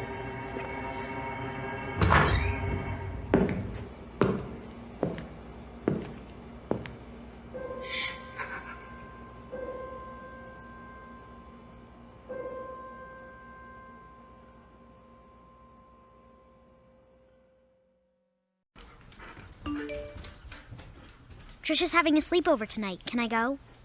I wonder about Lucy's friends. What should I say? I know you're only 10, but one of these days a friend will offer you a drink. And alcohol at your age can lead to so many things. None of them good. So can I go to the sleepover? Lucy, I want you to promise me I something. finished my homework. Bigger promise. If there's any drinking, I want you to say, "No thanks, not my thing." Mom. I promise you, your real friends won't care. Deal? Sure. Really? I promise, Mom. They really do hear you. Did you pack your toothbrush?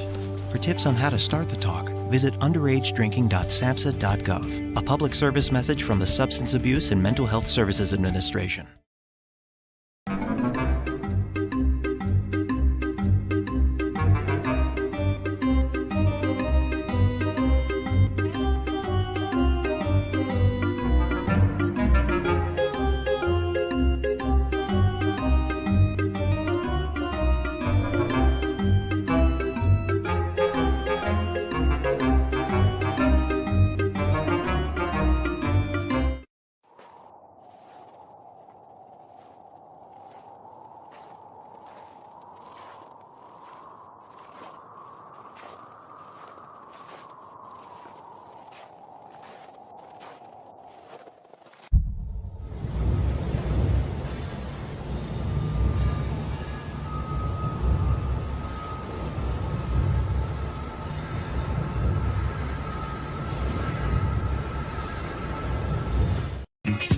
Hey, this is Dr. J, and I listen to Sean and Maya in the morning.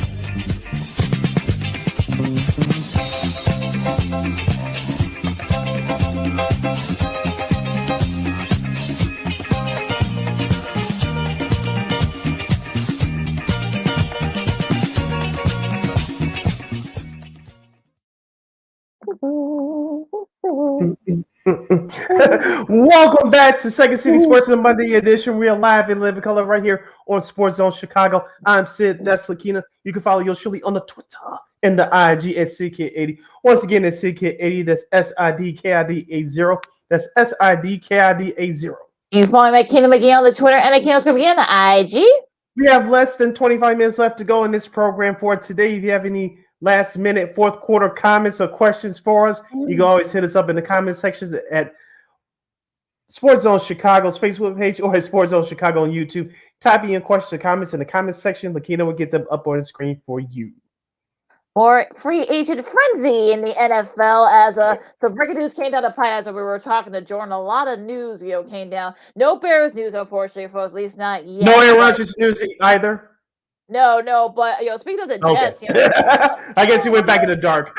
Speaking of Jets QB Mike White, well, actually, I guess I should say former Jets QB Mike White. He actually has agreed to a 2-year deal worth of the $16 million, with the Dolphins. So they get a little extra insurance policy, especially in case Tua gets hurt again or isn't very reliable. And I don't know if that's a sign that they're gonna go with Aaron Rodgers. Aaron Rodgers is gonna go with the Jets, but he was probably the most reliable QB last year. So it kind of makes sense because he's from the area. He went to South Florida for a little bit, so not a big surprise. But you wonder, are you hoping and praying that you do get Aaron Rodgers too with this signing? With Mike White going to the Dolphins.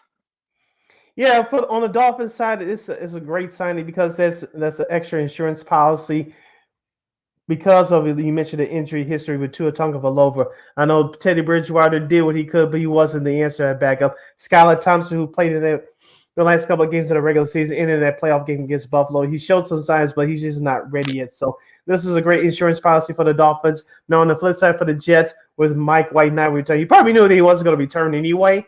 And so he saw his value and he picked up a nice deal with the Dolphins. So for the Jets, you can obviously logically you can say that this means they're going to get Aaron Rodgers. And don't forget too, over the weekend the Jets reworked 3 contracts of their older veterans so they can create some cap space. So that definitely will tell you something as well. Keep it up with regarding the QB. Rodgers situation. Yeah, so we'll see what happens there. We'll tell you if it does come down the pipe. Now, keep up with the QB theme here. Of course, the Raiders, the Vegas Raiders, are of course released Derek Carr. He's now with New Orleans. Now they're look like they have a new quarterback. Josh McDaniels, of course, coached this guy for a few years in New England. No, not Tom Brady. No, he's not coming back from retirement. He's got kittens to help his daughter raise now. But Jimmy Garoppolo, it looks like they're closing on a deal to sign him to a nothing's official yet, but I guess they're still working on the numbers. But it looks like that's what Jimmy G to the Raiders is happening. Yeah, Jarrett Stidham was not the answer for the Raiders last year. He showed some signs, but he's not ready yet. Jimmy G is a veteran who's been around the block for many years. And you saw what he did with the San Francisco 49ers behind that great defense. He looked good at times, but he didn't look that spectacular once the stuff hit the fan in pressure time. But for this Las Vegas Raiders team, their defense is still slightly above average. They still have a great wide receiving core led by Devontae Adams. Bringing Jimmy G in there. Remember, guys, the Raiders were in the playoffs just 2 years ago, and they were a heartbeat away from beating the Bengals on the road, which that team went to the Super Bowl and lost to the Rams. But the Vegas Raiders are not that far away. And so picking up Jimmy Garoppolo, it's a great pickup for the Raiders, and Josh McDaniels. I think he's probably feeling the heat a little bit. So the Raiders, this makes them more than a competitive in the AFC West. You still have the Chiefs who won it all last year. You still have Denver, who's improving with Russell Wilson, new head coach Sean Payton. The Chargers went to the playoffs last year, although their coach is under fire too after what happened in that game at Jacksonville last season. So it's still going to be a competitive AFC West. You don't want to be left behind if you're the Raiders. Absolutely. So we'll see how that transpires. Hopefully, we probably won't tell you the numbers until on Friday. But Shai Tuttle, who's a veteran defensive tackle for the Saints, he's going to the Panthers. A 3-year, $19.5 million deal with $13 million guaranteed. Frank Wright, Scott Fritner, who we talked about earlier, the GM, and of course Frank Wright, of course the head coach. I mean, they're making some moves here for the Panthers, so they'll get their guy, whoever it is, at number 1. Now they get a veteran D tackle. Yeah, I want to ask you a question about the Panthers real quick, Lakina. And I didn't get a chance to do it in our first hour, but with the Panthers getting the number 1 pick now in exchange for their number 9 pick with Chicago, do you think it's a foregone conclusion that Frank Wright will pick Bryce Young at number 1, or do you think Carolina will start filling the calls for that number 1 pick? I think it's a foregone conclusion they'll take a quarterback. Because right now we know that the ones that they have on the roster is not the answer. No. I don't think it's a foregone conclusion. Of course, Frank Wright is a former QB, so I think he would know how to develop QB. He was a QB coach for many years.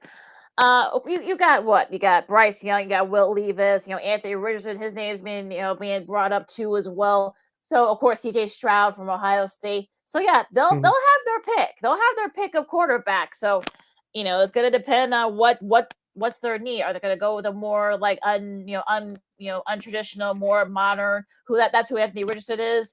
Will they go with a little bit more traditional, like the Will Levis or a CJ Stroud who can run? Maybe a Bryce Young, a little smaller, but is very durable. So I have no idea. Now, do I think that they will pick a QB? I just don't know which one. I mean, that's going to be very interesting, though. And look, I know Bears fans are hoping that the Panthers will stink. Let's remember, they almost won the NFC South, folks. That's what even though how bad they were last year. Yeah. Yeah, even they had no coach. They had 2 of their top guys, they traded. So, and they still got a shot to win NFC South this year. So there's still a lot of question marks among the other teams in the South. So yeah, I mean, look, it could happen, but like I said, it'll be interesting to see what they do. You say there's a chance. There's a chance. Yeah, of course. Chase Vinovich, who was a former Patriot and a former Brown pass rusher, he's going to the Texans.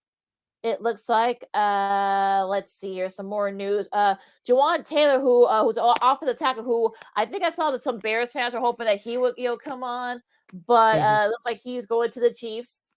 $80 million 4-year deal and a $60 million guaranteed. So yeah, of course, Drew Rosenhaus represents him. So, of course, they think that the Bears were not going to be able to pay him all that money. But, yeah, so a nice pickup for the Chiefs because they've lost. They're going to lose some guys, too. So, yeah. Like you say, it's tough to keep everybody happy. And usually you don't bring the same teams back, especially in professional sports, because of the money. But let's keep this in mind, too. Chemistry is very important. Yes, you got to have talent at the end of the day, but you got to have great locker room chemistry as well.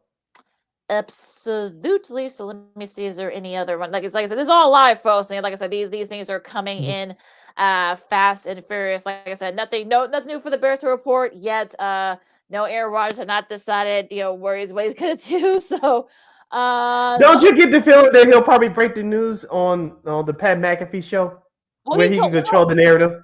Well, I think he already told him that he still hasn't decided yet. So I think he was already on the show earlier. He said, I haven't decided what I'm going to do yet. So look, he might end up retiring.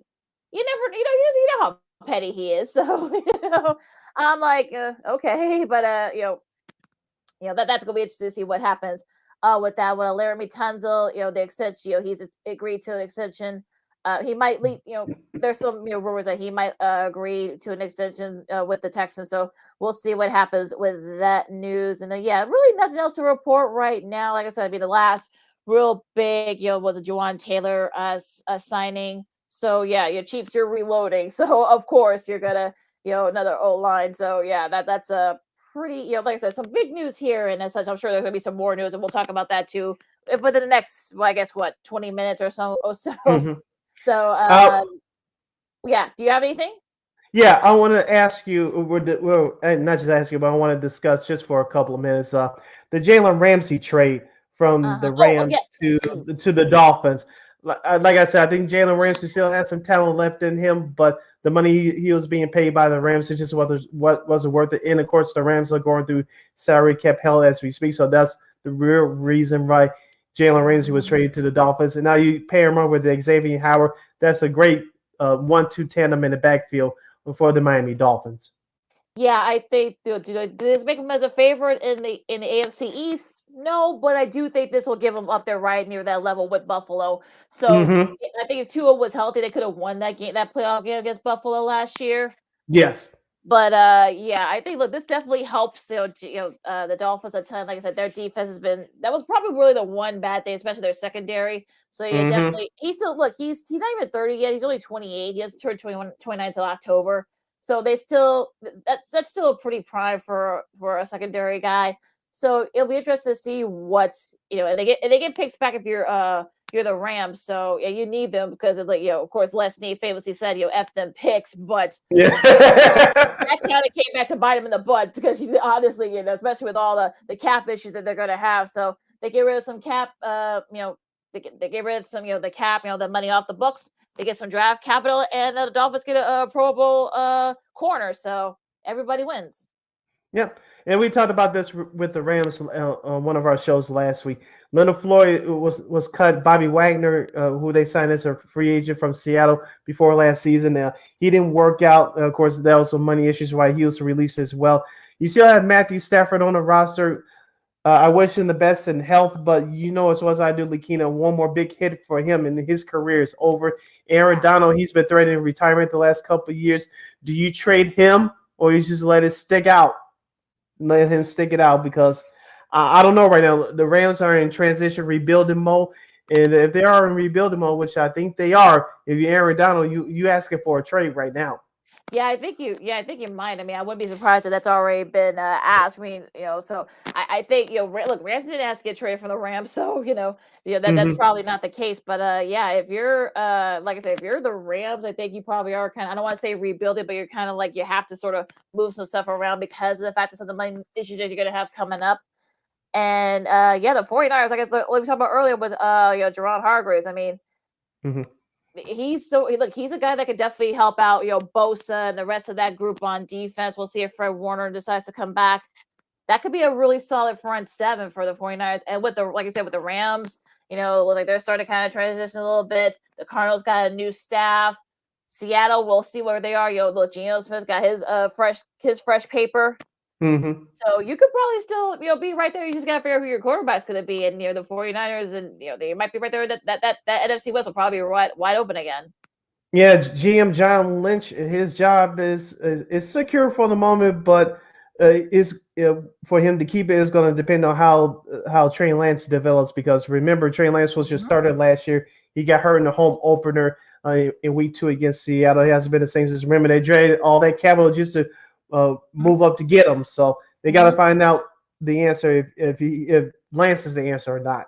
Yeah, absolutely. So that's going to be a very interesting there. Any other NFL news? Like I said, there's nothing new. I think we covered all the signings so far. Mhm. Where do you think Austin Eckler goes? Oh, that's a good question. Whoever has I guess obviously whoever has the most or the best capital to get him. Right. The question is he? I don't know if he's worth. He's a very good running back, but I doubt it. He's worth a first round pick. So you had to go second round pick, and then down from there, you were assumed. Yeah, probably a second rounder. Like I said, I'm trying to see who else would need his services. I mean, I know some people said.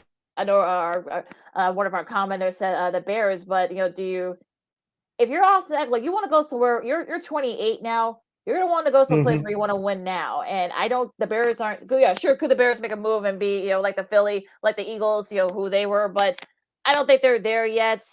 Look, Buffalo could use a running back, to help. So that way you don't have to depend on Josh Allen too much. But again, Yeah, that would make sense. But will Buffalo be on the same page? I don't know. Do you look at a team like Detroit? I know they were a game away from making the playoffs last year, but do you look at Detroit as an option? Yeah, you know what? They actually just signed Cameron Sutton, so that's a nice big signing there for Detroit. That just came across the wires too. So the Lions, they're going to be making some moves here this year. So there's a 3-year, $33 million with $22.5 million guaranteed. I know there were some Bears fans that probably were hoping to, that the Bears would probably take a gander on it, or at least put the feelers out. But yeah, maybe Detroit, Eckler, Sutton now. Maybe. I mean, look, they were really close to getting to the playoffs last year. Can they finally get into that get over that hump? So that's if you're a team like Detroit, you need to make some moves like this. I know Dan Campbell, he's not technically on the hot seat, but there's a whole lot of pressure on him and that organization for next year in 2023 to make the playoffs. You saw it in a significant improvement last year. You're on the doorstep of making the playoffs, but right now the expectations are high to at least make the playoffs for next season.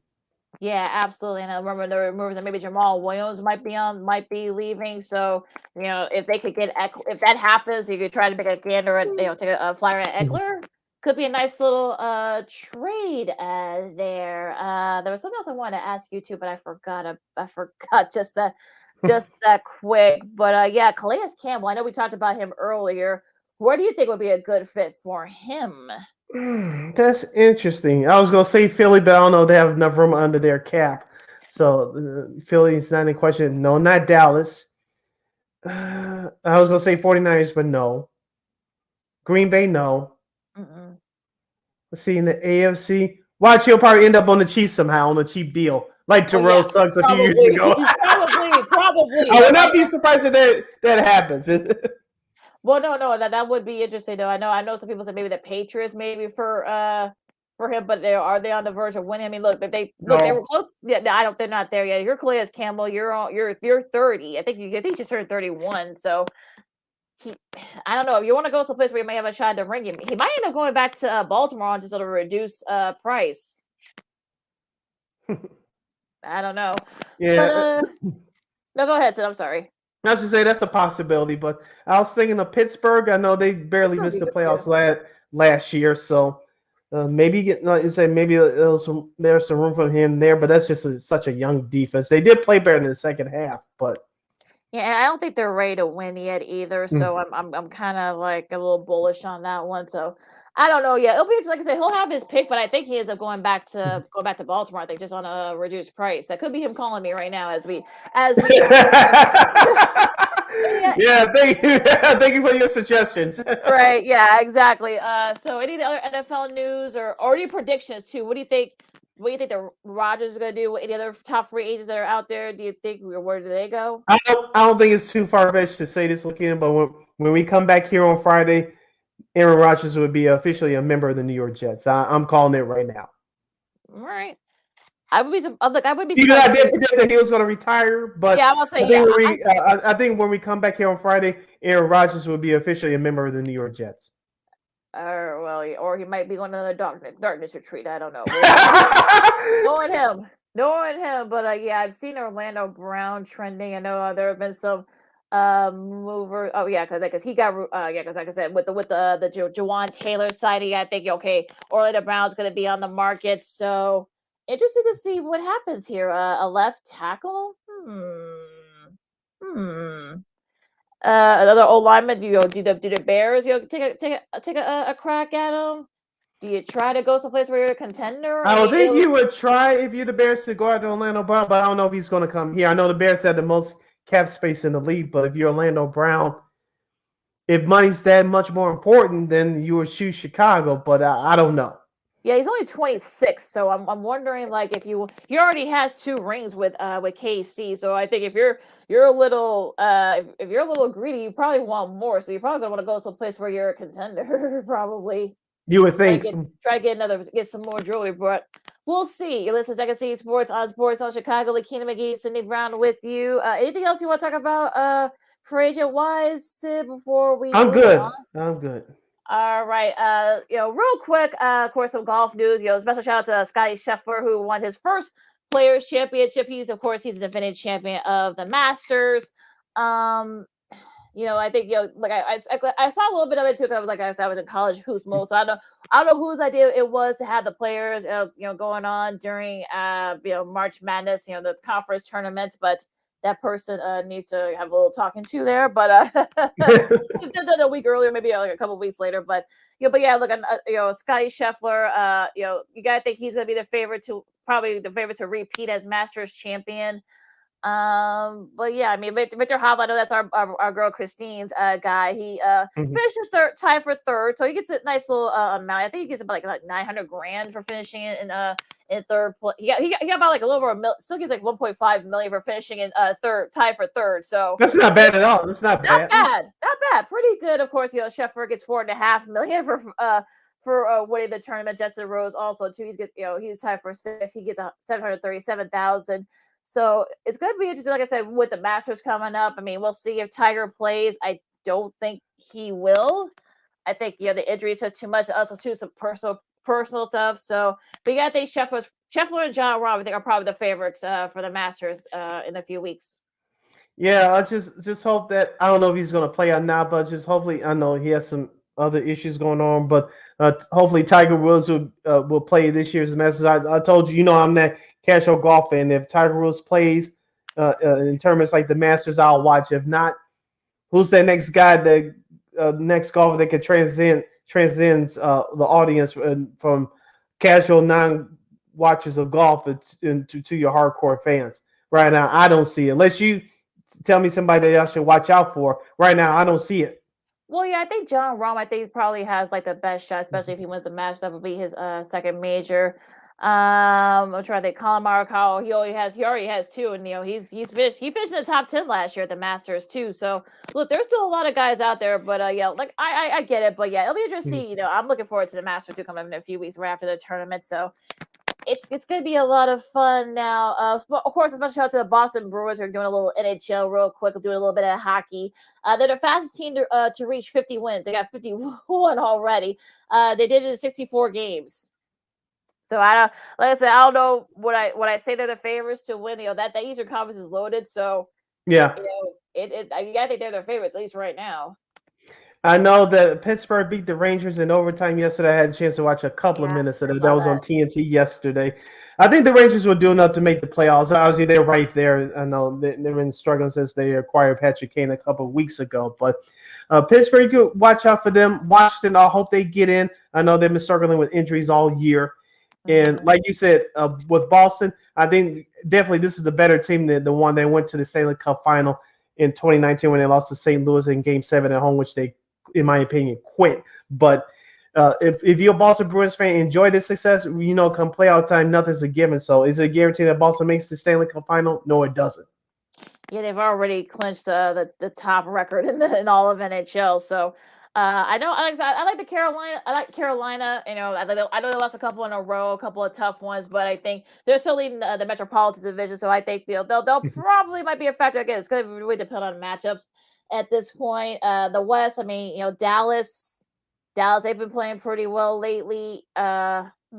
Vegas, 7 of their last 10. So it'll be like I said. We'll get more to hockey as we get closer to they get closer to their playoffs, but should be interesting nonetheless.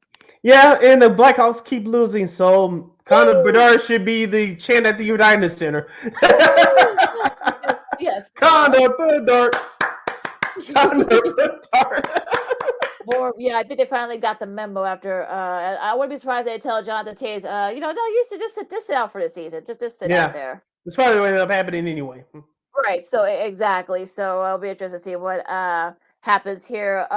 Okay. So it looks like this is according to a former ESPN, longtime ESPN guy Trey Ringo. He said that he's hearing that the Rodgers to the Jets deal is done. So, I mean, he's pretty plugged in. So we'll see. But all right. We'll see if it's official. In the next couple of days. But we'll see. Yeah, we'll see. Rodgers peeking out green Jets colors of his skin pores. I am a Jet. Oh gosh, oh my goodness! It was the Second City Sports. Once again on Sports Social, Kyle McKinney, McGee, Cindy Brown with you. Okay, Sid, it's almost that time. Old school TV Monday. Where are we off to this week? I'm doing a little bit of an audible here, and this is symbolic for your shilling in for this time of year.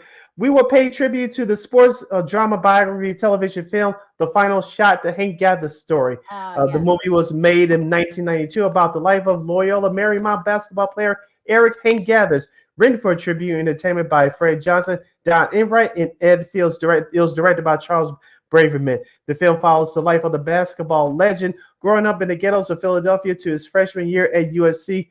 Though his brief playing basketball career at Loyola Marymount was tragically cut short due to a heart ailment, which he died the week before the NCAA tournament back in March of 1990. The cast included Victor Love, who played Hank Gathers, Dwayne Davis as Bo Kimbo, George Kennedy as Father Dave, and the late great Nell Carter from the Give Me a Break fame from the 80s. She played Hank Gathers' mother, Lucille Gathers, and Ronaldo Ray, the legendary comedian and actor from 227 from the 80s on NBC. He played Red.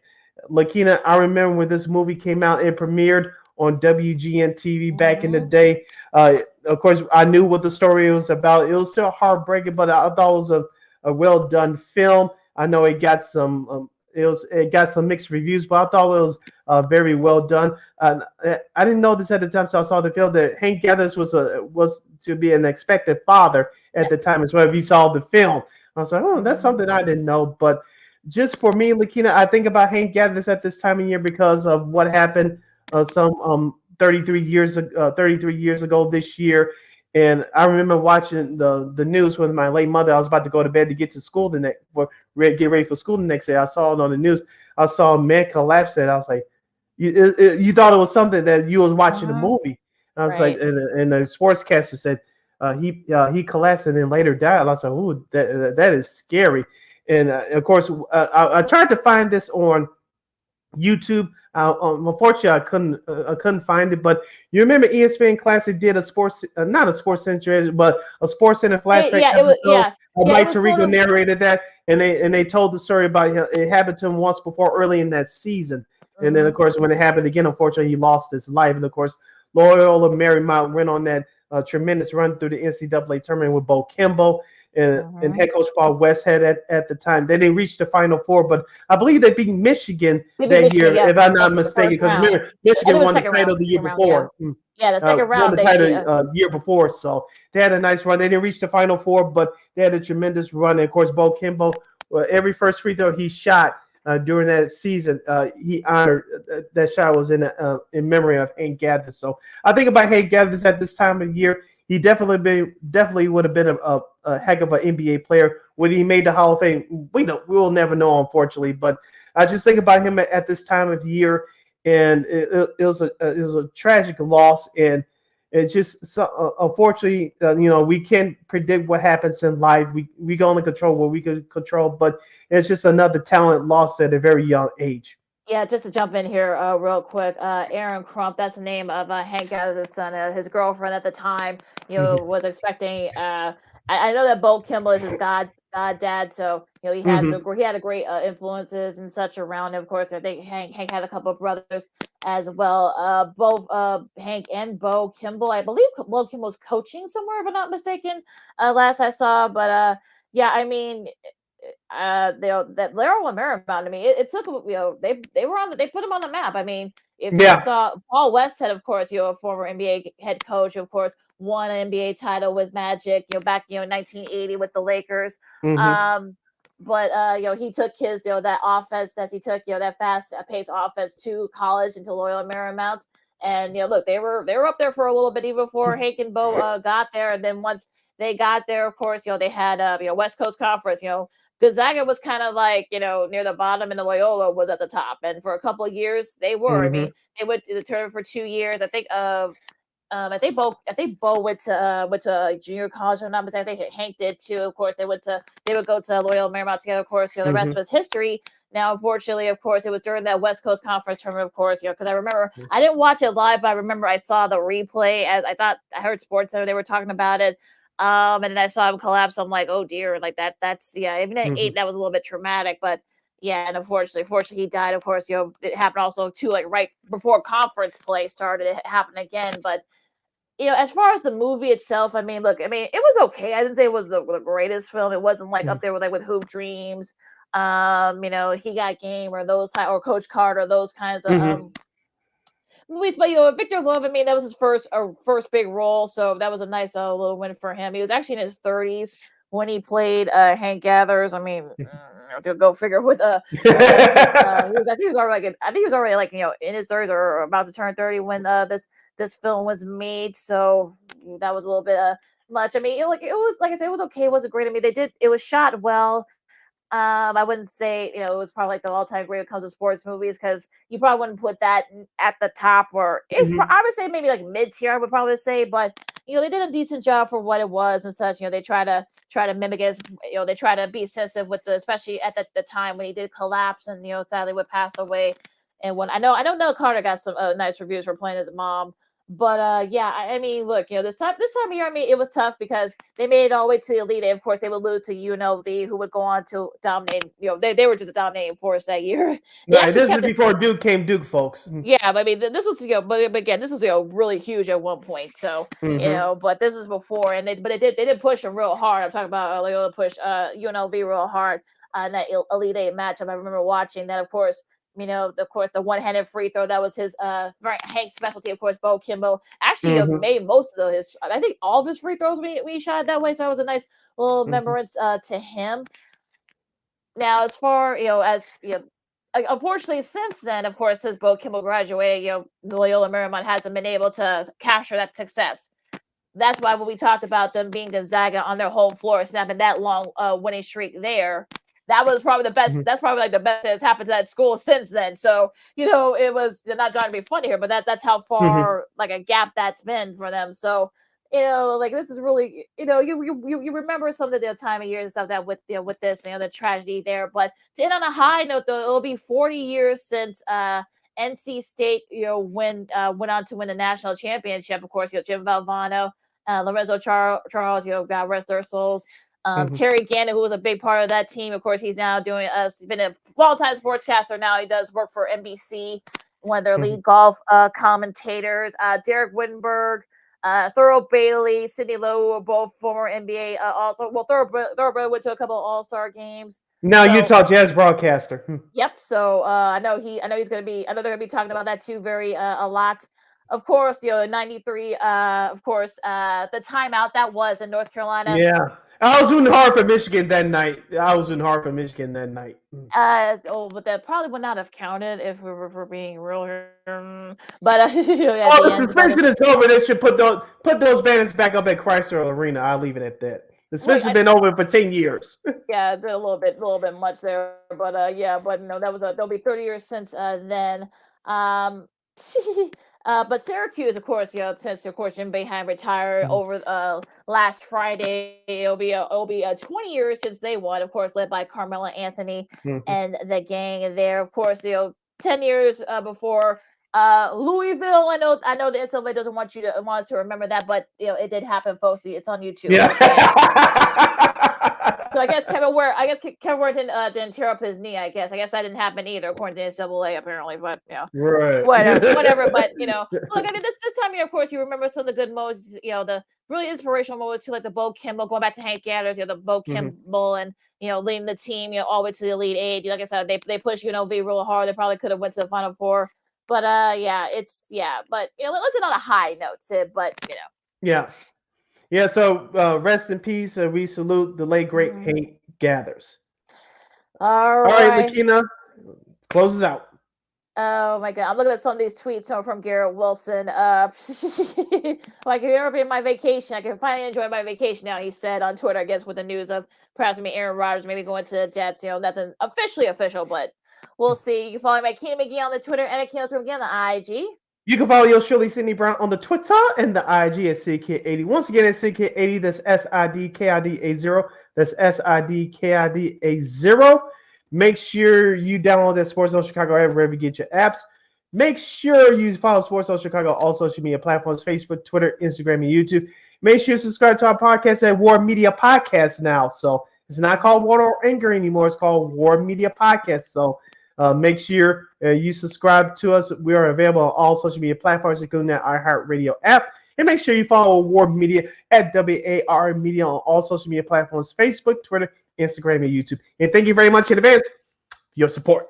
Like, share, subscribe, and tell your friends.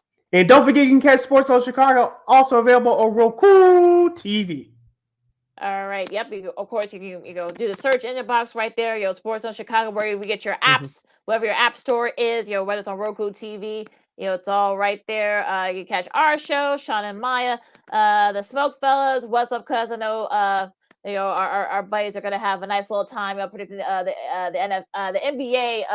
Also the NBA, but also too a March Madness. They're gonna have a lot to say about that. Also NFL free agency, which is coming up fast and furious. Yeah, if you missed our college basketball show from yesterday, our Selection Sunday special with a special guest Mike Chin, just go to Sports Zone Chicago's Facebook, YouTube, or Roku channel and catch it right there. And we have our predictions, our surprises, potential upsets.